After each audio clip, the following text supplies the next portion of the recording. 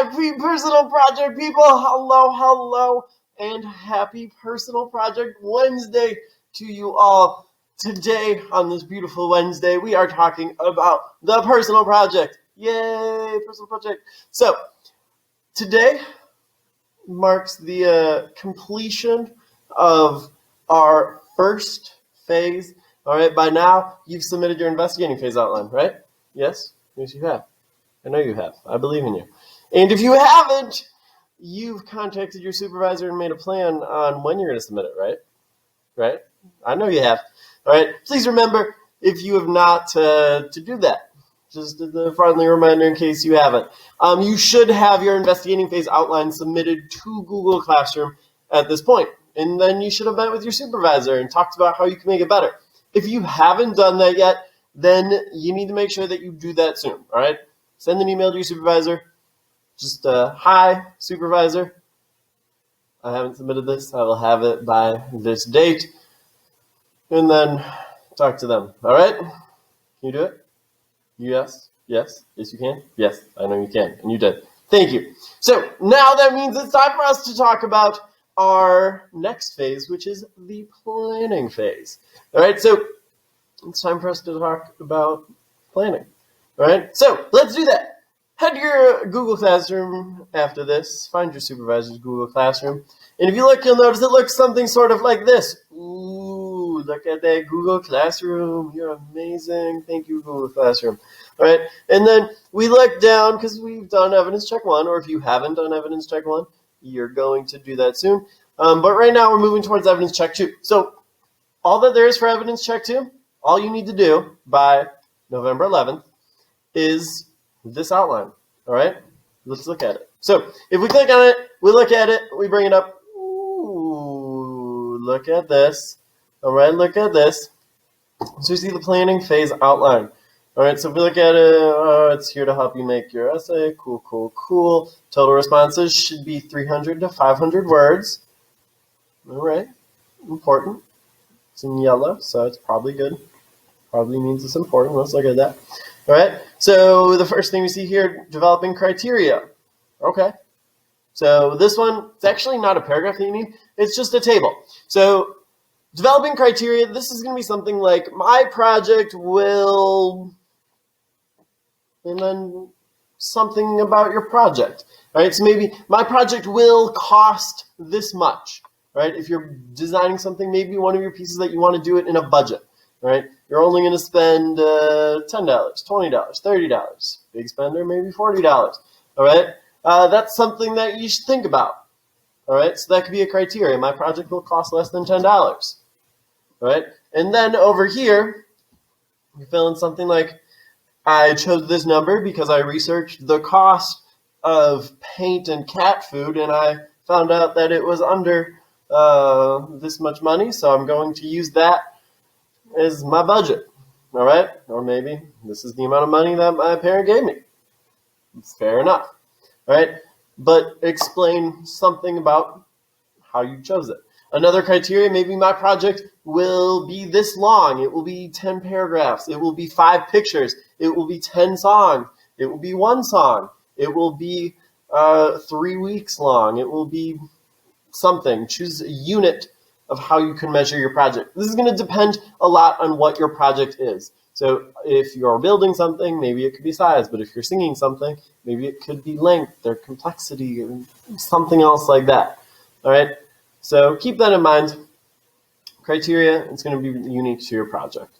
All right, but some general ones, cost is a good one, size, length, descriptive, what color, what shape, some of those details.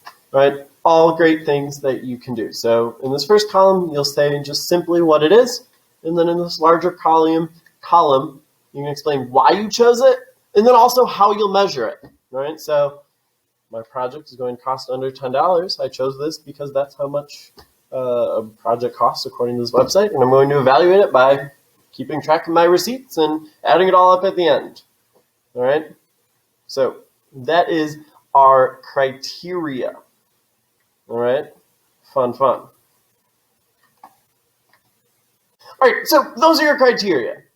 All right, what it's going to look like, what it's going to sound like, shape like, be as long as, include how many of whatever it is, the specifics, right? Then this larger column is going to be how you evaluate it and why you chose it, all right? Right down here, right, in this little box right here, what does it say? Explain why you chose your criteria, all right, perfect. Explain how you'll evaluate it, perfect. So you're kind of doing that here, right? But in this box, you can also just do a little bit more of an explanation, especially that how you evaluate it. So just explaining, are you going to go back at the end of doing a project and just compare it? Are you going to have something else? Does your project depend more on you meeting a number, like you're going to raise so much money? Does it depend on you changing the minds of people? If so, maybe you have to do a survey, whatever it is. So this is just another spot where you can explain it a little bit more. All right. Let's check out the criteria for this, though. So if we go back to Google Classroom, you'll notice the other thing posted in this evidence check, too, is the criteria. Criteria for the criteria. Interesting. All right. So in our criteria for the criteria, all right, we see that if we want to score in this advanced and proficient range, right, we need to define the characteristics. All right. So that's identifying those criteria, listing those, done. All right. And they should be explicitly informed by highly relevant research. All right, all right. They want us to get some of those researching skills in. All right, I like it. They're bringing those ATLs. So really, if you want to score higher on it, I chose this criteria because to explicitly use it, you could cite a site in there. So cite a website or cite a person or cite a resource that you use on why you chose those criteria.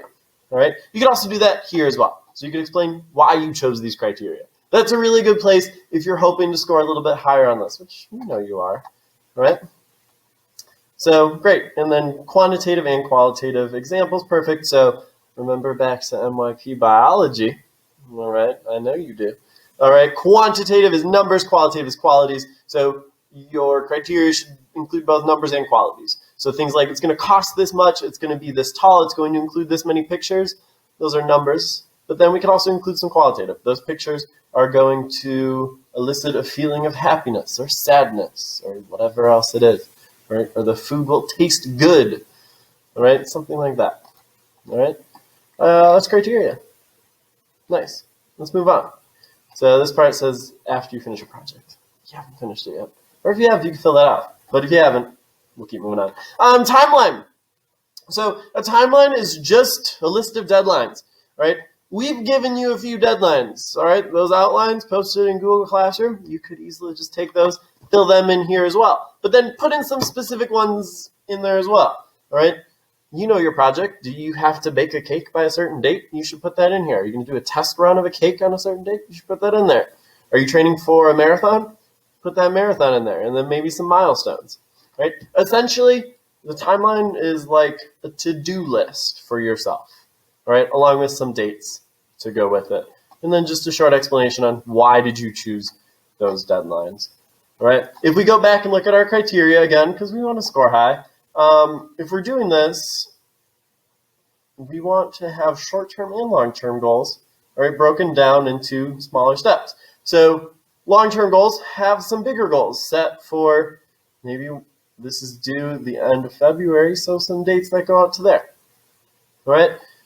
And then also some short-term ones, though. The evidence check coming up November 11th, all right, would be a great one for a short-term goal. All right, so including both of those is going to be extremely helpful. So specific dates, all right, make sure they're connected to your project, and you're good to go on that, all right? So that is the timeline. And the last bit on here, all right, we're saving that till the end. All right, you're going to look back and reflect on if you made any changes.